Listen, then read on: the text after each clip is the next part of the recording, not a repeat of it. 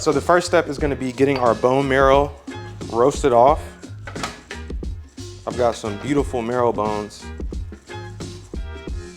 And I'm just gonna hit these with a pinch or two of salt.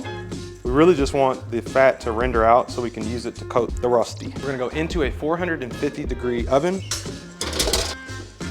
First thing we're gonna do is get these potatoes peeled.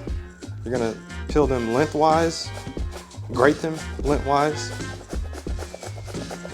The next course of business is gonna be weighing the potatoes out.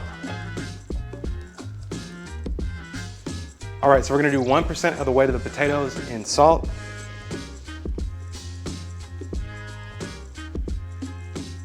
And then we're gonna take a little piece of a lemon and give it a squeeze.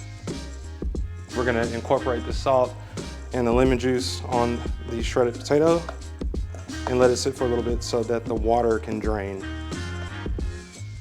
And the lemon juice is gonna help prevent oxidization.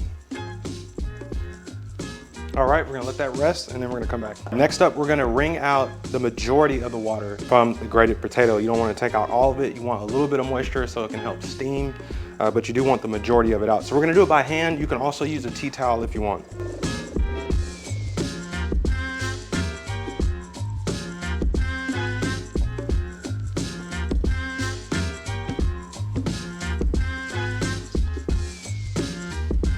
All right. Now we've squeezed out the majority of the water out of the potatoes. Kind of give them another little squeeze as they rest in the strainer. But you don't want them completely dry. All right, kind of break it up. You still want it to be kind of fluffy. You don't want it to be dense. All right, so a really neat trick I like to do is use the potato starch that came off of the potato as we grated it and strung it out. So I'm gonna just dump that water.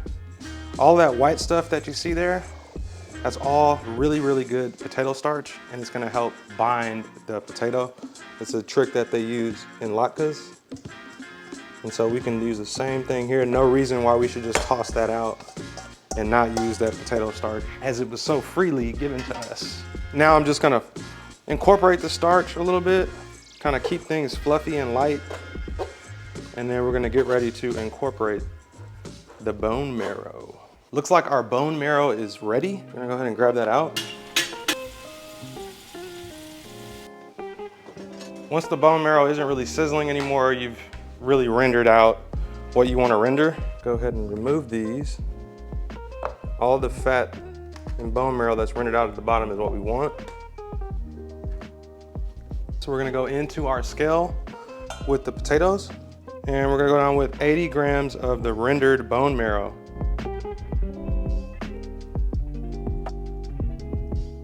There we are, 80 grams. Now we're going to take it off the scale, and then we're just gonna give it a fluff, really incorporate everything.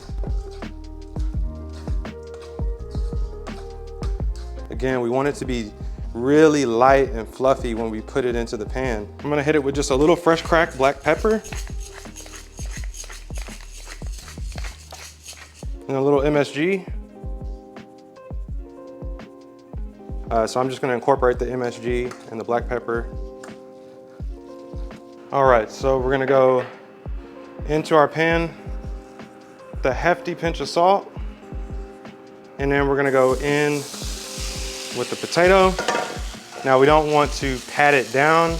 We want it to be nice and fluffy, but we do want a good shake and for it to be kind of a potato pancake of sorts. So it needs to have a good thickness. Try to just make sure it's even.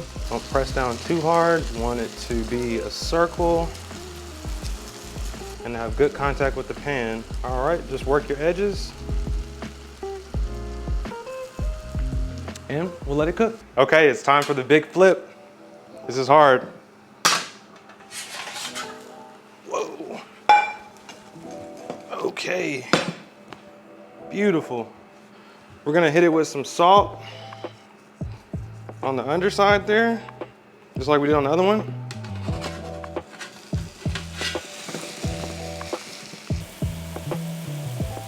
And we're gonna let that go.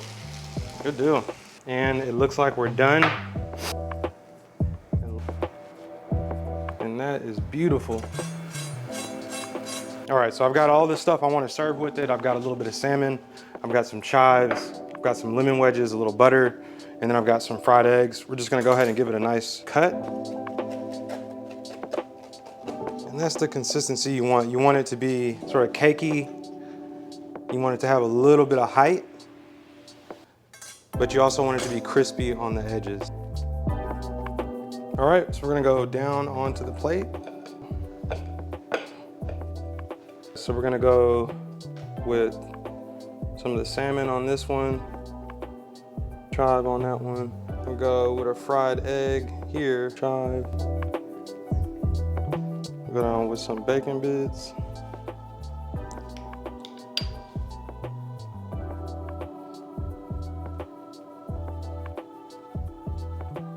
All right, and that is the potato rösti. Man, let's see what it's hitting for. Just a little squeeze of lemon, and we'll see what's going on.